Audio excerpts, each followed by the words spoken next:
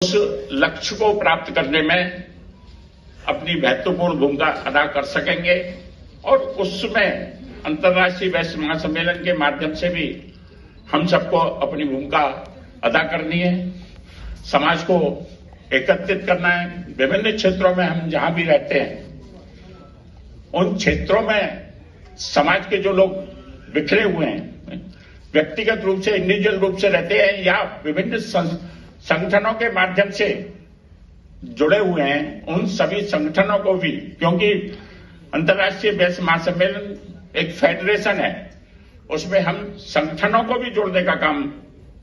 हमको करना है और उसके माध्यम से हम विकसित राष्ट्र और आत्मनिर्भर भारत का जो संकल्प है, वो संकल्प माननीय प्रधानमंत्री जी का नहीं है, वो संकल्प हम सबका संकल्प है। देश के 140 करोड़ देशवासियों का संकल्प है और उस संकल्प को पूरा करने में हमारा सर्वाधिक हित है, हमारे परिवार का हित है। परिवार की आज जिस प्रकार से औद्योगिक और व्यापारिक प्रगति का रास्ता बनाए, सुरक्षा, सम्मान और उसके साथ सहूलियत प्राप्त हो रही है, सुगमता प्राप्त हो रही है, उसमें माननीय प्रधानमंत्री जी के साथ पूर्ण मनोयोग से और पूरी सामर्थ्य से हमारे बीच के अपने केंद्रीय मंत्री, जिनके पास अनेक विभाग हैं और उद्योग और व्यापार से ही संबंधित विभाग हैं, विदेशी व्यापार से भी संबंधित सारे विभाग उन्हीं के पास है। श्री पीयूष गोयल जी अभी हमारे मध्य आने वाले भी हैं, वो देश का गौरव हैं। मैं तो कहता हूं कि प्रधानमंत्री जी के बाद माननीय अमित शाह जी और तीसरे नंबर पर देश का हमारा प्रतिनिधित्व अगर कोई कर रहा है तो पीयूष गोयल जी कर रहे हैं। हम सब बहुत गौरवान्वित हैं। आज उनके समर्थन में, उनके सत्कार से हम अपने को भी गौरवान्वित करेंगे और वो एक बड़ी जीत लेकर जाएं,